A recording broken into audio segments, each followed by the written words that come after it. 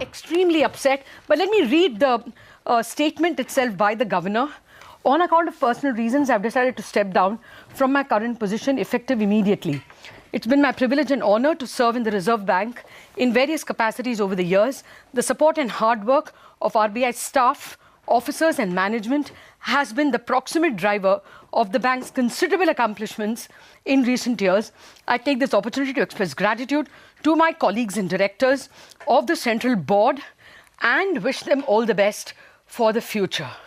Oh my God, I'm sorry I came in running and hence not able to take this. This is very, very serious news. Not a very pleasant day at all. Everything that I will say now is only conjecture. But that Dr. Patel was extremely upset that, Section 7 was even considered is very well known. This channel had reported this, I think in the first week of November, in the run-up to the November 19th board meeting, that Governor Patel was extremely upset that Section 7 had been used on 3 occasions. We also know that Governor Patel was upset that there was political appointments to the Reserve Bank board.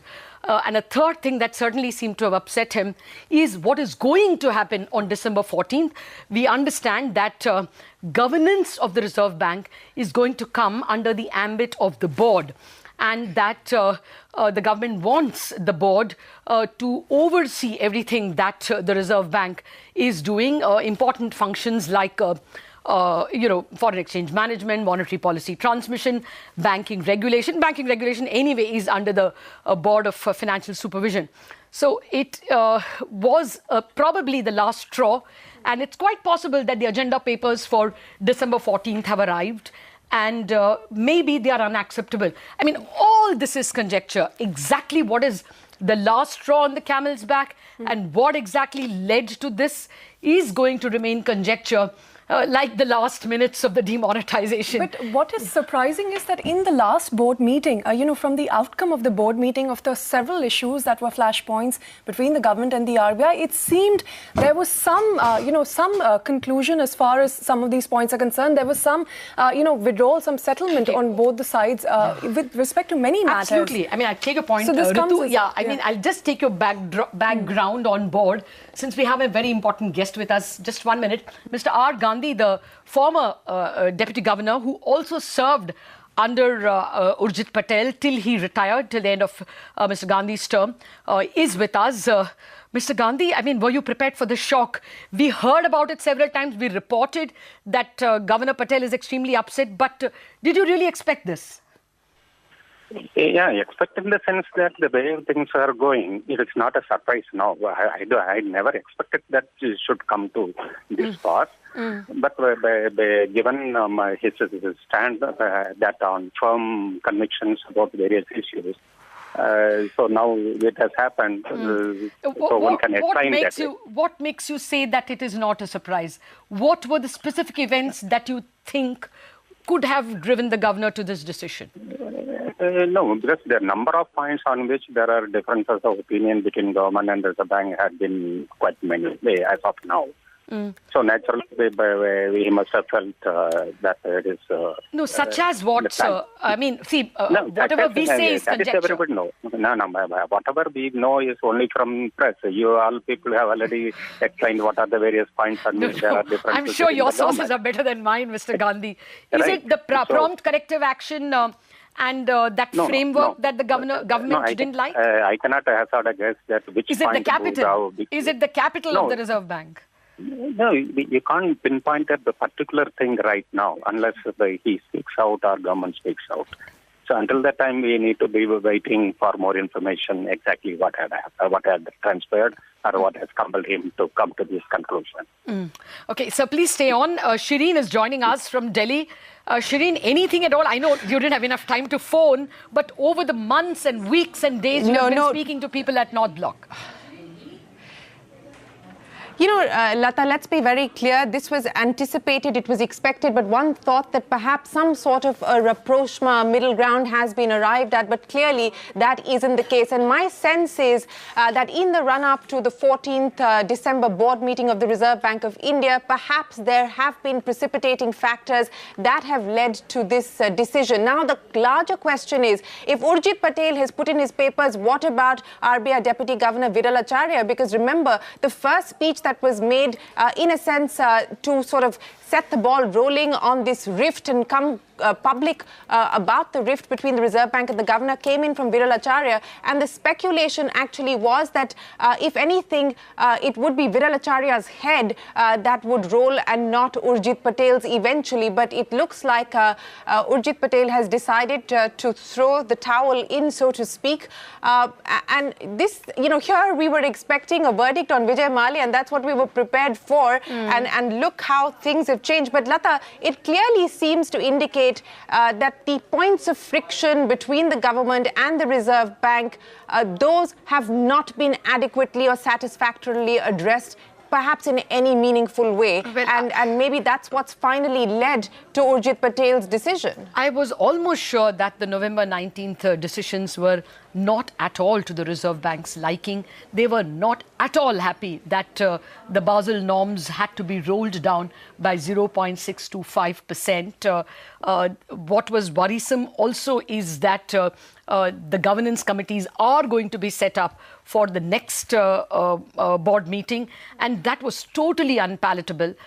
From the Reserve Bank angle, the feeling that it is an eminent board, but it is not a board that can take decisions on foreign exchange intervention, that can take decisions on monetary transmission, because they are beneficiaries of such decisions. So while they would be very good sounding boards, the Reserve Bank's position from any governor past, I mean, after all, if you remember, we spoke to Dr. Rangarajan on the issue, we spoke to Y.H. Maligam, and the opinion in unison was... Lata, okay, we have... Lata, just a second. Sure. Lata, we've got reactions. Yeah, we've got Mr. Yashwant Sinha joining us, the former finance minister. Mr. Sinha, this was being speculated and now it is official. Urjit Patel has tendered in his resignation. He says on account of personal reasons. Your first comment, sir.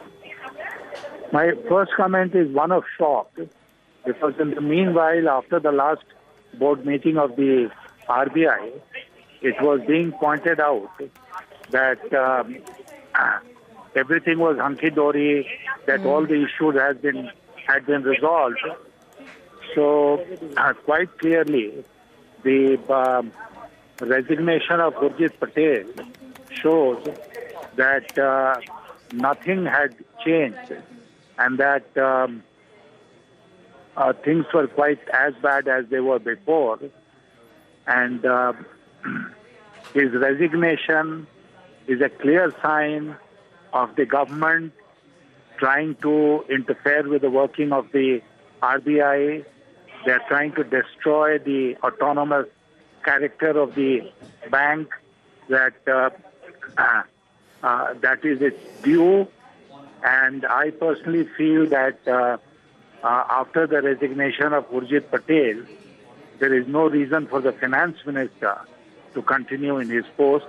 He should also tender his resignation. Oh, Mr. Sinha, that would be very difficult. Well, so far, very difficult for the country, don't you think, sir? And so far, Mr. Sinha, there has been no reaction from North Bloc just yet. But Mr. Sinha, how is this going to go down with, for instance, the IMF? And I ask you specifically about the IMF, sir, because the IMF had actually commented on the spat between the government and the Reserve Bank of India, and had also cautioned that the autonomy of the Reserve Bank of India was something to be protected.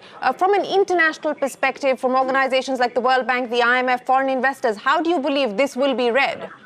Not only the IMF, but as you said, the foreign investors will read it very badly. They will be more convinced than ever before that everything is not all right with our system, that it is not merely the issue of one individual, it is the collapse of a system. And this is not going to augur well for the investors who would be thinking of coming to India and making investments here. Okay. Mr. Sinha, do stay on for a minute, sir, because we have a former board member, Mr. Wyatt. I have boarded a flight. Okay, I'm so sorry. I'm so sorry. About to take off. All right. Thank you, Mr. Sinha. Thank you very much for joining us with your thoughts. They're very important as a former finance minister and a very important political leader. Mr. Vijay Mallya, former RBI board member, is with us. He's a board member of, I think, 21 years standing. Mr. Mallya, first thoughts, sir. This is shocking. Dr. Patel has resigned. I'm sorry to hear that. It's very unfortunate that this has happened, because it would certainly indicate to a lot of people that the autonomy of the Reserve Bank is at risk at the moment. What do you think would have precipitated it? Is it the threat of Section 7? Is it the threat that the board will oversee every action of the Reserve Bank? I don't think it could be any one single factor. It's a combination of what perhaps has been going on for a long time. And maybe I think one of the factors which could be affecting this is the fear that even the board is no longer independent, and it is becoming an extension of the government. And therefore the governor may be feeling that his ability to function is to some extent being restricted. You're saying that this is clearly signaling that the autonomy of the Reserve Bank, the independence of the Reserve Bank is possibly under threat, and that would explain the governor's decision to tender in his resignation. But Mr. Mallya, we've spoken about several possible precipitating factors, whether it's the use of Section 7 or it's the issue of NBFCs, etc. But a matter that was actually taken up today, which is Kotak Mahindra Bank, a private sector bank, actually taking the Reserve Bank to court, to the Bombay High Court. Do you believe that that could have at all played any part in the timing of this decision? I'm not aware of this, so I can't really comment on that one. Yeah. What will this mean now, Mr. Mallya? Because the governor is gone. He's tendered in his resignation. This is perhaps the first. This is the first time that we've had a resignation, at least in the recent past. So what happens in the interim now? Well, I suppose in the interim, either one of the deputy governors will hold charge as the governor. What message, Mr. Mallya, do you believe that investors will take from this decision of Urjit Patel, whether it's domestic institutional investors or foreign institutional investors? And as someone who spent 21 years of your career being a part of the RBI's board, sir, what does this event today mean for the Reserve Bank of India? Well, I think the first point is that industry and everyone else will feel that there's a fair amount of uncertainty about the future, and that is very bad for the economy and for business. And also, in a sense, the RBI is only one of the regulators. And if one regulator feels that its autonomy is affected, it could affect the conduct of so many other regulators also. Well, clearly RBI was first among the equals. Mr. Mallya, I request you to stay on with us. I have someone whom you know very well, Dr. C. Rangarajan, former Reserve Bank of India governor, a doyen of the Indian financial sector, joining us. Dr. Rangarajan, this is shocking news. Governor Patel resigns and cites personal reasons. Can they be personal at all, sir? I'm indeed very surprised to hear this. I thought that the last board meeting resolved most of the issues. Therefore, I do not know what fresh issues have risen after that. But I'm certainly surprised and deeply shocked in some ways. Okay. Would this in some way affect the image of the Reserve Bank?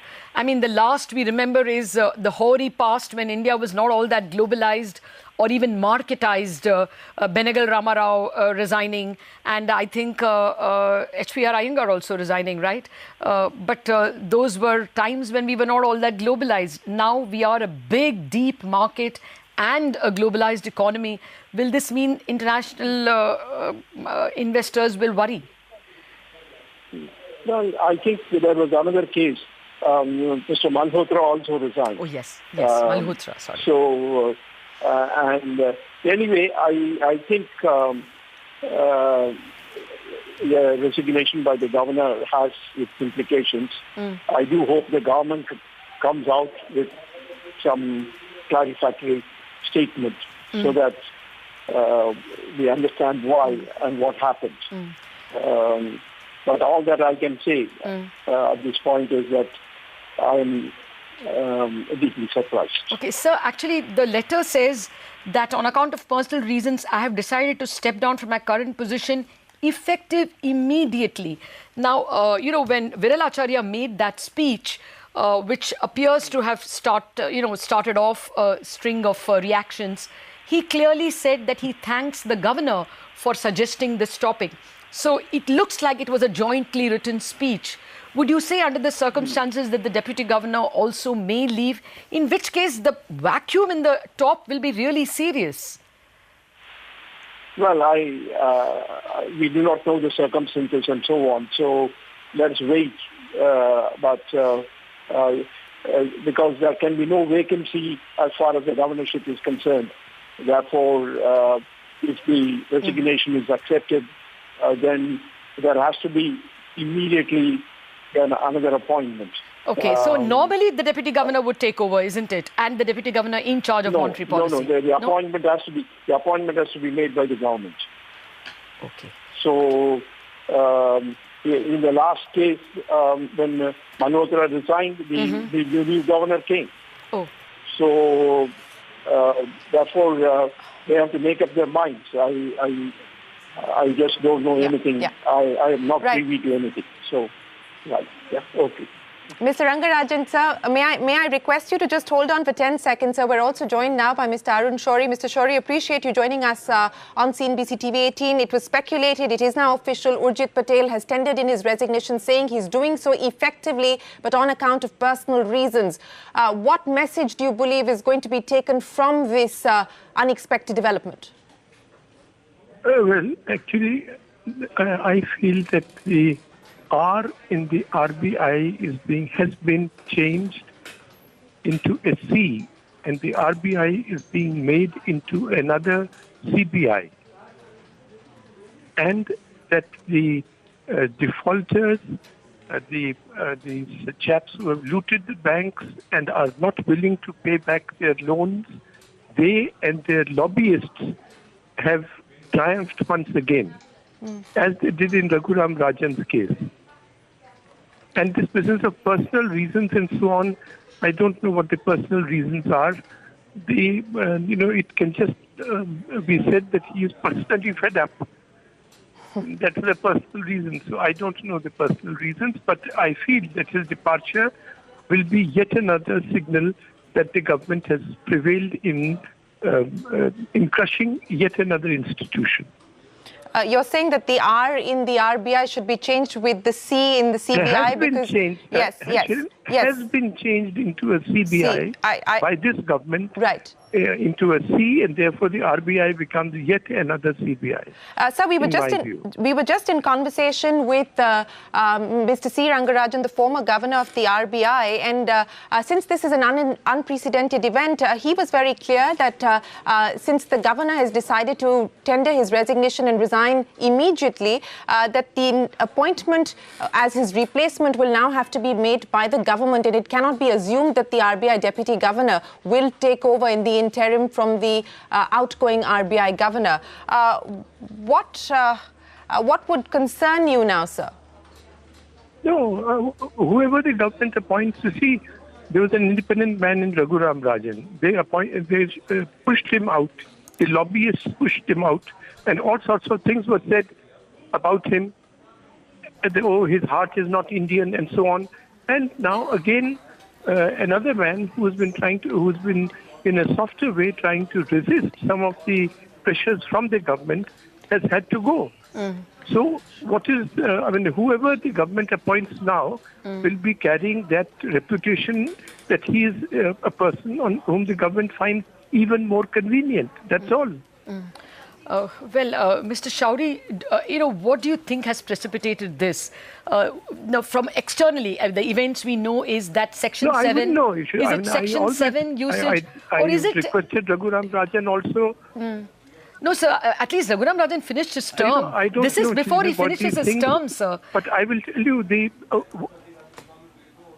Adam, I realize all that, but that you have to ask Mr. Patel to speak out.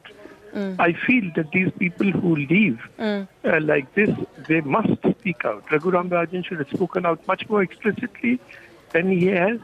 Urjit Patel should speak out this thing that is a duty they owe to the country. So, And I had, I think I said on your program earlier that I would implore him not to give in. Yes, sir, you did. Threats and blandishments of these new directors and so on.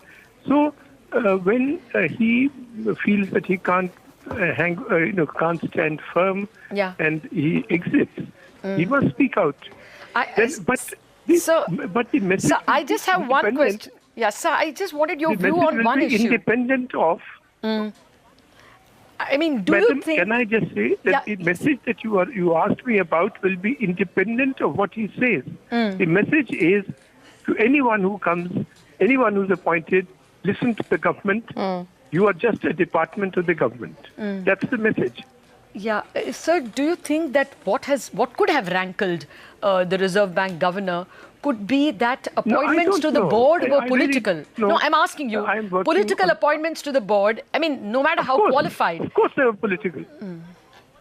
That's somewhat unprecedented. What do you mean, how qualified? Any one of us is qualified, but these are completely, as in all other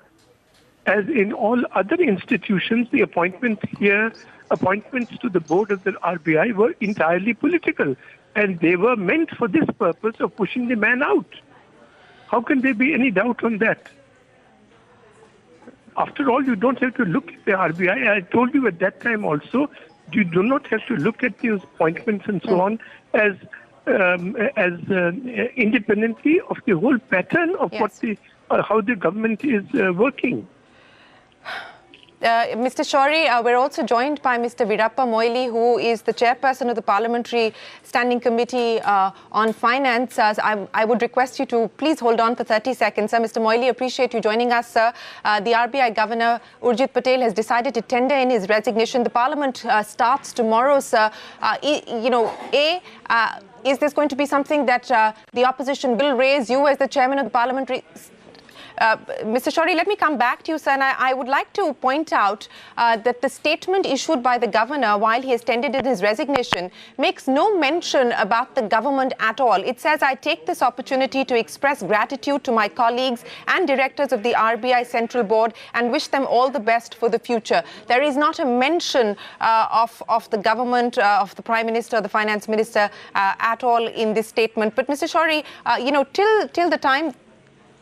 till the time that we have a replacement in place, this is obviously going to be uncertain times for the financial markets, wouldn't you say?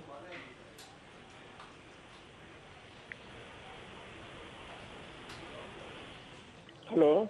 Mr. Moily, can you hear me, sir? Yeah, I can hear you. Can I give my remarks? Yes, please, Mr. Moily, go ahead. This is another assault, made by the NDA government, led by Sri Narendra Modi, to demolish the institutions and also to frequently interfere and put pressure on the independence and autonomy of the institutions like RBI. They have done it for the CBI. They have demolished the Planning Commission, and even the UGC as is being demolished, and even the Supreme Court, they wanted to interfere. There was a revolt within the Supreme Court corridors. So I think, this will augur very bad for the economy, disastrous to the economy of the country. Economy of the country is already disrupted. With this, of course, he will not say anything because, Urjit Patel is a gentleman.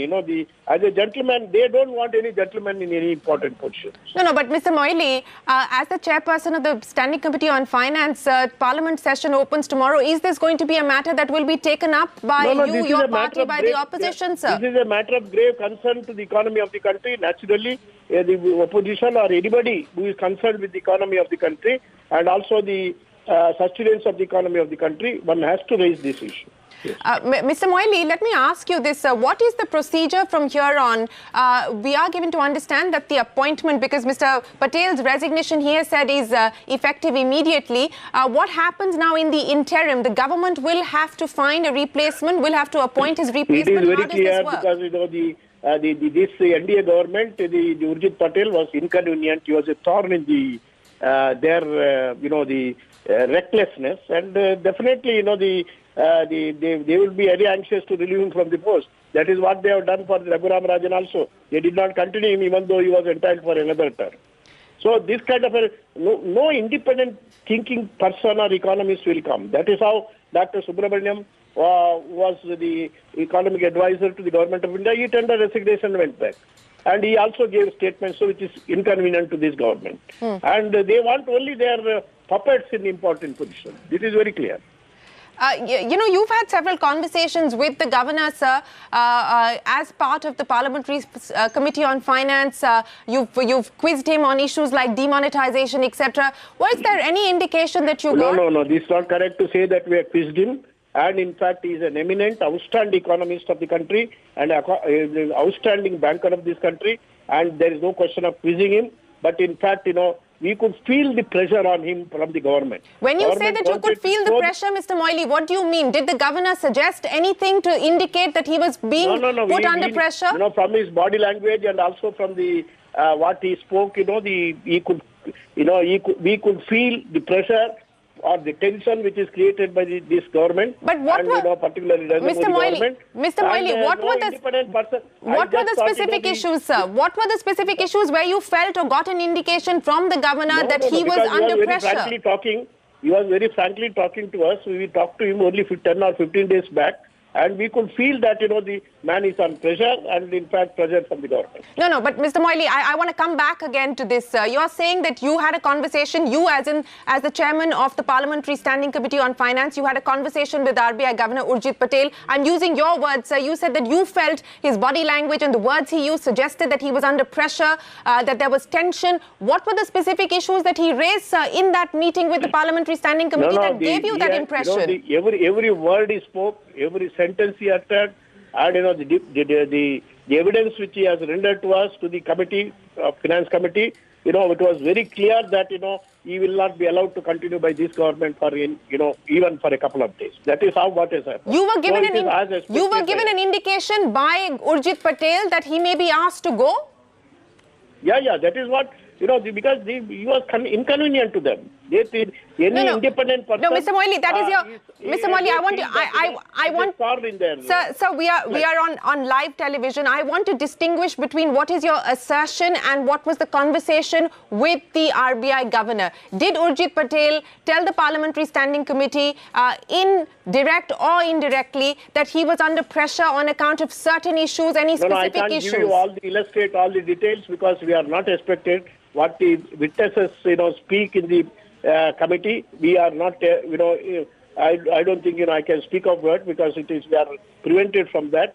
And, but I can feel from what he has said, from his body language and also what he has said, he was in a high pressure, and that really speaks of volumes about the pressure the government is putting on the governor and also attacking the independence and the autonomy of the RBI. So when are you putting out that report, Mr. Moily? The governor has deposed before your committee. When is that report going to be put out? When will you table that? When will you table that to Parliament? No. We have our own agenda timetable to give such reports. I can't tell you when, how, what is that report. We can't tell that. Okay? Mr. Mallya, appreciate you joining us.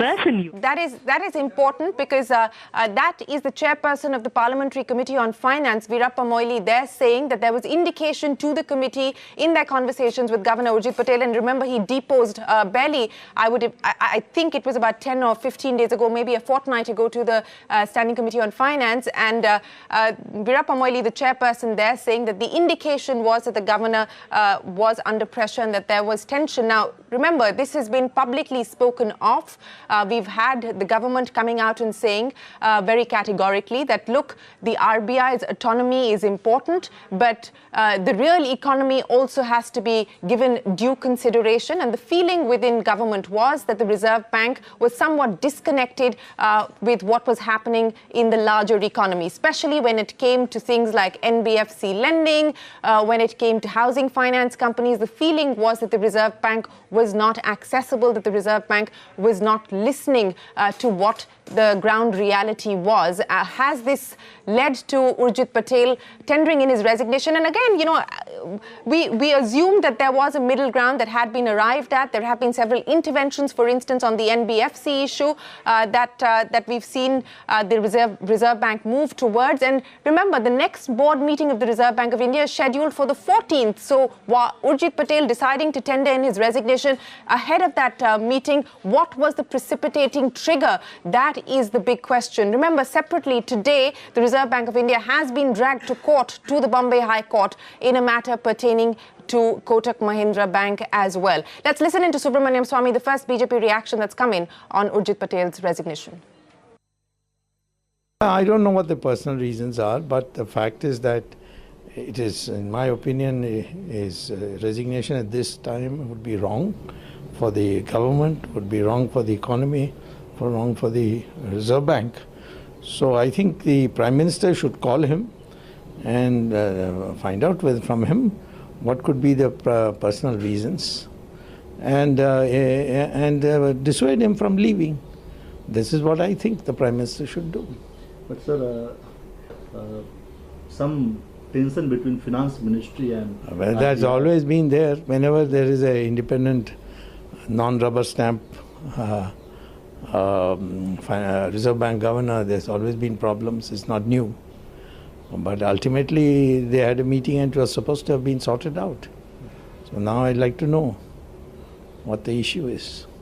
I mean, if he's now saying personal reasons, we have to, the Prime Minister has to persuade him that in the larger public interest, he can't leave at this stage. Well, this is the biggest news, Governor Patel resigning, but probably the second or third headline today should also be flashing on your screen now. A United Kingdom court has ordered the extradition of Vijay Mallya. This is a big breakthrough for the Indian government. It's possible, of course, that Vijay Mallya will seek a higher court. So the extradition could be delayed by, he has 14 days to appeal the extradition order, and then you'll have to wait for the hearing and the judgment of the higher court. But nevertheless, this is an important event as well, the extradition of Vijay Mallya. But clearly what takes center stage today is the fact that for the first time, I think in about 35 years, a serving governor has resigned, the last one being Mr. Malhotra, who resigned, I think, in the mid-80s. He had already served 5 years term and was serving the first year of the second term. I think it was the Chandrasekhar government, 86 if I'm not mistaken, or 87, when the governor at that time, Mr. Malhotra, had resigned without giving any reasons at all. The reasons still remain a mystery, but there were no mysteries about Governor Patel resigning. We had reported earlier that the governor was very close to resigning in early November, end October as well. And the reasons adduced at that time by our sources were that the Section 7, which had so far never been resorted to, had been resorted to by the government. We were later told, of course, that only consultations had begun. But clearly the governor was uncomfortable that he was being pressured by directions from the government, or almost that. And then, of course, there were political appointments which apparently Governor Patel resented. And then, of course, extraordinary powers likely for the Reserve Bank board over the Reserve Bank governor's actions and the Reserve Bank's actions. So it looks like those were the three events or three sets of events that may have provoked this unexpected but not entirely shocking decision from the governor. We have Urjit Patel, the economist, joining us. Mr. Patel, your first thoughts? Can this be a very trying time for the markets, or do you think that they will just await the next governor? Well, you summarized it very well, Lata. I mean, basically, we know that there were differences between the Ministry of Finance and the RBI going back 2 years. And we thought that those differences had resolved itself. So it is a bit of a surprise that Mr. Patel has resigned.